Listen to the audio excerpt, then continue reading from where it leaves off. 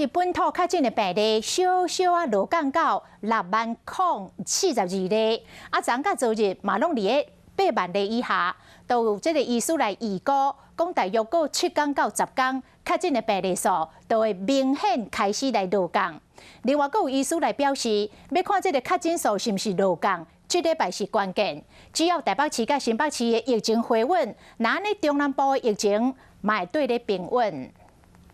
本土的病例已经连续2天无超过8万例，有医生估计上紧7天到10天就会离开确诊的高原期，开始降低，敢真正是安尼？在目前看起来已经有一点要达到案例数可以下降的这种情况哦，所以这个礼拜应该是一个关键期。各国你去比较这个确诊的一个曲线哦，它都会有个对称性啊，就是说我们大概花多少天上来了，就会花多少天下去这样子啦。好，所以可以用这样对称性的方法去看，9万可能就是我们的拐点之话，可以从那个点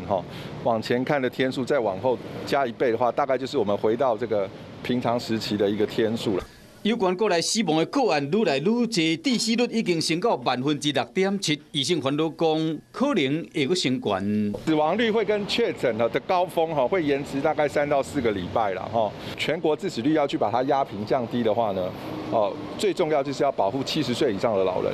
因为到70岁以后，它这个死亡率就会上升20倍到100倍。医生强调讲，都要赶紧好食为着病毒的高风险的族群甲老大人，食抗病毒的药啊，安尼才会当有效降低死亡率。有事没事赶紧转开华视，还没有订阅华视的 YouTube 频道吗？赶紧按赞、订阅、开启小铃铛，我们华视 YouTube 见。